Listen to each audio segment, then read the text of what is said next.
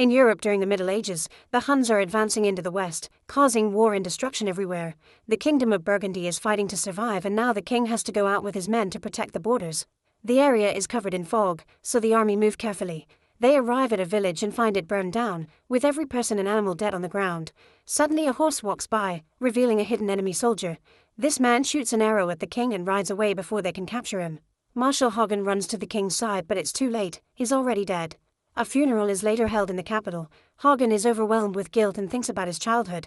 As a kid, he survived a terrible attack from a beast with just a few scars, and the king took him under his wing. Later, while Hagen is training, Princess Kriemhild assures him it wasn't his fault and that he's still part of the family. Soon Prince Gunnar ascends the throne and has a meeting to discuss the situation since the kingdom is surrounded by enemies. They're desperate for allies, so Gunnar decides that his sister will marry the king of Lombardy. Hagen brings the news to Kriemhild and she agrees to do her duty without hesitation, but it's easy to see that it pains her to do so. That night during a storm, 11 armed men are seen camping near the gates. When Hagen goes to the wall to take a better look, he sees a shadow that whispers, "I know your scars," before disappearing. In the morning, the group crosses the gate and the soldiers immediately surround them. Kriemhild watches them from afar and notices one of these riders changing his face. Gunther agrees to meet with the leader and learns he's Siegfried, Prince of Cassanton. Siegfried's and Gunnar's fathers used to be allies in the old wars. To everyone's shock, Siegfried challenges Gunnar to a duel. The guards immediately surround him to protect Gunther, and Siegfried agrees to stay as a guest instead. In private, Kriemhild tells Hagen about what she saw and wonders if that person is an old one, an evil being that haunts people's dreams. She thinks her brother should have sent the group away. That night Hagen keeps an eye on the guests. A cloaked figure leaves the group and walks around town, so Hagen follows him. He manages to corner him in an alley, but when he touches his shoulder the shape collapses into a bunch of bags. Meanwhile, Siegfried has drunk so much that he goes to the street to throw up. Hagen approaches him and tells him to leave the kingdom. Afterward, Hagen goes to bed and keeps having nightmares. He sees the mysterious guest in the stable surrounded by blood and tells him he isn't afraid, explaining that the old ones took everything from him, including his fear. The being says he knows Hagen's scars and how he got them, triggering a childhood memory about the loss of his parents during a dragon attack. In the morning, Hagen learns that the cloaked being was seen in the stables by the servants and some horses have been found dead. The survivors are freaking out and Kriemhild tries to calm her beloved horse down, but he breaks the rope and runs away. Hagen and Kriemhild jump on other horses and go after him. A chase ensues through the forest until the horse stops at the river to drink. Kriemhild approaches him and tries to pet him, but the horse freaks out again and hurts her hand before escaping. Hagen takes care of her injury while she admits she isn't happy about the upcoming marriage. Sometime later, Siegfried tells Gunther that he's traveling because the queen of the Valkyries, Brunhild, called him in a dream. It's said that she has the power to cast spells on men across the world without needing to meet them. The moment is tense, but suddenly Siegfried laughs, claiming the story is a prank. He also complains about the lack of women at the table. In the evening, Siegfried bursts into Kriemhild's room. He tells her she's beautiful, but Kriemhild says he has no respect and calls him a lost soul, forcing him to leave. Meanwhile, Hagen tells Gunnar that he doesn't think the marriage is a good idea and assures him that their army is strong enough. Gunther trusts him and agrees to cancel the plan. He's also worried about Siegfried's story because he doesn't think it was a lie. The following morning, Gunnar informs Kriemhild that she doesn't have to marry and she hugs him in happiness. The queen tells Hagen that her daughter had been ready to make a sacrifice for the kingdom and wonders if Hagen is capable of doing so too. Later, Hagen is training with his soldiers when Siegfried comes out with his men to train as well. Their brawling looks more like a street fight than trained knights. Siegfried forgets it isn't real and beats up one of his men, so the others have to pull him away as he laughs like a maniac. Then he asks the local soldiers for a new opponent, so Hagen walks ahead. When Siegfried throws a spear at him, Hagen easily catches it. Hagen tells him they're training for war, so Siegfried should take his game somewhere else. The moment is interrupted by the arrival of a horse with a dead body. A closer look reveals he's a man from a settlement near the border and he was found stabbed to death. Moments later, Gunther is informed that the Saxons and the Danes have turned against them. The capital is secure for now, but the rest of Burgundy will burn. Gunther is so desperate for allies that he tells Hagen to ally with Siegfried's group even if Hagen disapproves of the idea. When Hagen goes looking for Siegfried, he sees the cloaked figure sneaking around and finds some things on the ground that appear to be part of a ritual. The cloaked being finally reveals himself as Alberic and he insists he knows who gave Hagen those scars. Alberic explains that Siegfried fought the dragon alone and killed it. Then he bathed in his blood, which made him invulnerable. However, a leaf fell on his back and stopped the blood from touching that spot of skin, so it's Siegfried's only weakness. Alberic has been hired to make a sword with the dragon's bones. He yells at Hagen for letting Siegfried stay in the castle, saying they've given him what he's been looking for, a family. In the chapel, Gunther's prayers are interrupted by Siegfried and his men. He puts his sword in Gunther's hand and says he'll kill for him. When Hagen comes looking for them, he finds Gunther announcing that Siegfried is now an ally. Later Hagen goes to say goodbye to Kriemhild before leaving for war. She asks him why he saved her from the marriage considering the kingdom needs allies, but Hagen refuses to answer. Kriemhild tries to mention the feelings between them and Hagen claims he did it to protect the kingdom, yet she says their home will never be safe. The next day the army marches to war. When they stop to camp for the night, Hagen discusses strategy with his men. He points out that the Saxons and the Danes are brave but lack discipline, so they must take advantage of their chaos.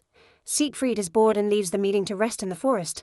Gunther joins him and asks about the Valkyrie story, so Siegfried tells him that the queen calls for the warrior in him. In the middle of the night, Siegfried rides out and attacks the enemy alone. In the morning, everyone is shocked to see him come back with the head of the Saxon king. He explains that the Saxons are coming after him and are chaotic without a leader, so they must take the chance to fight them. The army is excited and follows Siegfried into battle, ignoring Hagen's concerns. Soon a vicious battle ensues in the forest. Hagen kills any enemy that comes too close, but he's more interested in finding his king. Siegfried fights without mercy and without needing armor, which causes quite an impression on everyone. When Hagen notices that one of his young soldiers has lost his helmet and is about to get killed, he jumps ahead and quickly kills the attacker before passing his own helmet to his friend. The fight continues with both armies losing people all over the place. Hagen sees that his best archer has been surrounded and tries to help, but a bunch of enemies surround him as well. He can only watch as the archer is stabbed to death. This distraction allows an opponent to hit Hagen in the face, causing him to lose his left eye. Hagen immediately brings the attacker down only to collapse in the process. The Dane king is coming for him while Alberic watches from his corner. Siegfried suddenly jumps in and kills the king too before he can reach Hagen, who passes out. When they return to the capital, the crowd cheers Siegfried's name, grateful for bringing them a victory. Siegfried throws himself at them, enjoying all the attention. Meanwhile, Kriemhild is taking care of Hagen, who is still unconscious. Feeling frustrated, she goes looking for Siegfried and finds him drinking. She calls him out for disturbing the mourning of the fallen, but Siegfried says death is part of war. He thinks fallen warriors shouldn't be honored with silence, they should be celebrated. When he asks about Hagen, Kriemhild admits he may be dying, so Siegfried says that Alberic can help him. Moments later, Alberic takes care of Hagen's wounds, drawing a mysterious symbol on his body while revealing the truth. It turns out Hagen's childhood story was a lie. Hagen comes from another kingdom, which had been attacked and conquered by Gunnar's father. His parents had been killed and Hagen was stuck in the fire. The dragon that showed up actually saved Hagen by taking him in its claws and flying him away, explaining the scars. The king later used the dragon to cover up what really happened. When Hagen finally wakes up, he visits the graves of the fallen soldiers. Siegfried tells him that he regrets nothing. Later in the throne room, Kriemhild finds Siegfried, who says that empires always collapse and they're not fighting for, that's why he never wanted his father's throne. Kriemhild is actually impressed by his lack of need for power. While changing Hagen's bandage, Kriemhild admits she's grateful to Siegfried for saving Hagen's life. However, Hagen thinks Siegfried is giving people false hope. Kriemhild points out that fake hope may be better than no hope at all. For the next few days, Hagen is heartbroken to watch Kriemhild and Siegfried spend a lot of time together. One morning, they ride to the forest and admire the ruins of the old wars. Kriemhild asks why Alberic follows Siegfried, so he explains that he killed Alberic's master. He also shares the dragon story. Siegfried became a blacksmith's apprentice because his father wanted him to learn discipline. However, the blacksmith sent him to the valley, hoping he'd never return. After weeks of wandering, Siegfried found a sleeping dragon and thought it was the most beautiful moment in his life. Kriemhild can't understand why he killed it then, but Siegfried refuses to answer. On their way back, Kriemhild keeps hearing a voice calling her name. Siegfried tells her to ignore it, but Kriemhild turns around and sees her father's body covered in vines. She runs away in horror, and when Siegfried follows her, she admits she's starting to forget her father's face. He tried to sell her to a stranger, and for a while she hated him for it. She has a breakdown and Siegfried comforts her. They end up bonding and getting naughty. After they fall asleep, Siegfried has a nightmare. It almost kills Kriemhild, but he wakes up just in time. Meanwhile, the Huns continue to advance through to the west under the leadership of Etzel, spreading death and destruction everywhere. Gunther is informed that Lombardy has gone down and is desperate for more allies. Remembering Siegfried's story, he concludes they must contact Queen Brunhild of Iceland. A council member brings this news to Hagen, disapproving of the idea. Brunhild is part of the Old Ones, who use dark magic and were driven off the land. The council member explains that Gunther has heard the queen in his dreams and thinks it's a trick by Alberic, so he's locked him up. Hagen goes to see Alberic and promises to free him if he shares information about the Valkyrie queen. Alberic explains that Brunhild is invincible and Siegfried was attracted to that. He kept hearing her voice in his dreams, so he decided to visit her.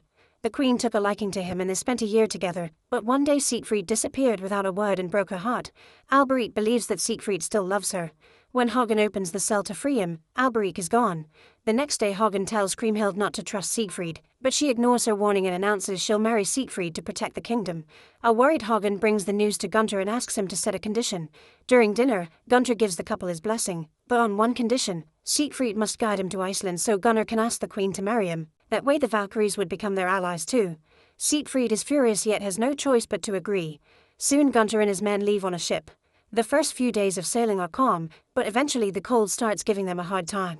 One night a storm takes them by surprise and the crew struggles to keep the ship under control while Siegfried laughs. Unfortunately, the ship hits some rocks and several men fall into the water, including Gunther. Hagen jumps to save his king. In the morning, Hagen reaches the shore and is devastated to find the bodies of his friends. At least Gunnar is fine and they reunite with a hug. After finding Siegfried and a few survivors, the group continues their journey on foot. They travel for days until they reach a foggy area. Remembering the rules from his last visit, Siegfried makes everyone put down their weapons. Soldiers surround them and Siegfried asks General Senua to take him to the queen. The group is tied up and taken to a castle beneath a volcano. As soon as they cross the gate, the locals yell at them and start beating them up. Fags are put over their heads as they lose consciousness.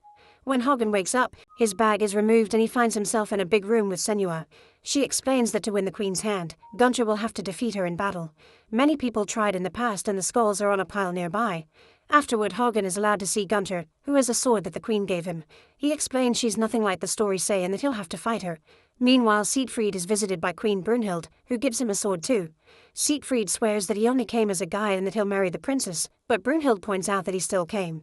Sometime later the group reunites outside the castle and Hagen scolds Siegfried for not warning them about the rules. Hagen wants to leave, but Gunther announces he wants to stay.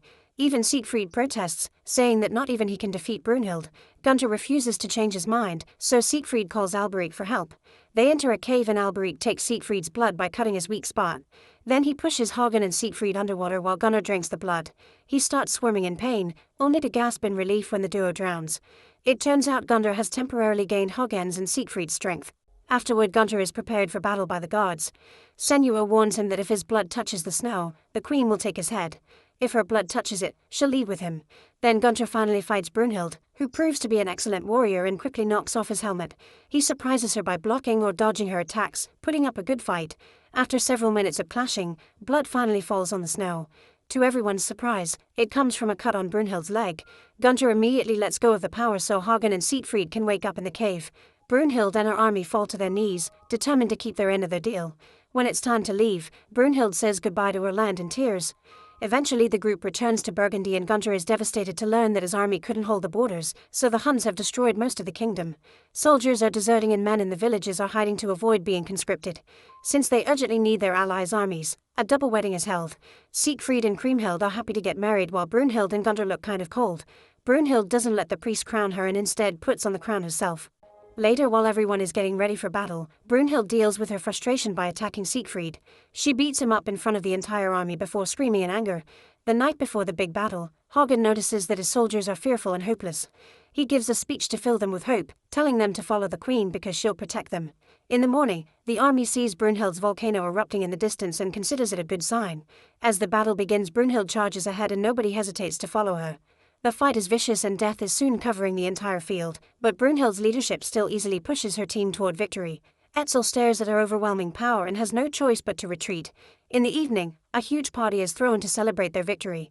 While everyone is dancing and drinking, Brunhild and Siegfried dance too closely and end up leaving together, which is seen by Hagen. The next morning, Hagen notices that Brunhild and Siegfried are still flirting in front of everyone. Hagen approaches Siegfried in private and explains he'll tolerate this on the battlefield, but Siegfried must stay loyal to Kriemhild when they return. Siegfried hugs him and promises to treat the princess well. The next few weeks, the kingdom is happy to be at peace again and concentrates on rebuilding. However, Siegfried is bored and asks Kriemhild to run away with him. Kriemhild refuses, saying she belongs there. Later, Kriemhild asks Hagen why he never married and he insists he had more important things to do. They share a sweet moment knowing they'll never be together. In the throne room, Gunther learns that his people are still losing hope because they lack the manpower to tend the farms. Siegfried steps in to help, but Gunther hates how the locals like him better and scolds him for interrupting. Later, Gunther tells Hagen that he's worried about Brunhild because she ignores him but looks lovingly at Siegfried. He asks for the truth of what happened, yet Hagen assures him they only fought and won. One night during dinner, Siegfried is very rude to one of the councilmen and harasses him until he leaves. A furious Gunther yells at Siegfried and says that he hasn't become real family yet. When Siegfried tries to start a fight, Hagen stops him. Later, Gunnar sees Brunhild riding out of the castle and follows her. The next morning, Gunnar tells Hagen that Brunhild and Siegfried have been meeting in secret. The people continue to adore Siegfried, but he comes and goes without caring about anyone's feelings. Gunnar doesn't want Siegfried to destroy the family, so Hagen agrees to do what the kingdom needs. Meanwhile, Siegfried apologizes to Kriemhild, yet he continues getting drunk in taverns and getting in fights. One day, Hagen invites Siegfried to go hunting and together they bring down a white stag. Hagen has many chances to kill Siegfried with a surprise attack, but he doesn't dare to do it. Instead, he gives Siegfried a sword and asks for a fair fight. They are both great warriors and keep on fighting for several minutes. They manage to disarm each other, so they throw punches instead. After some struggle, Hagen holds Siegfried's head underwater, only for Siegfried to stab him in the leg. The battle continues and Siegfried brings Hagen down, so he puts his sword against his neck.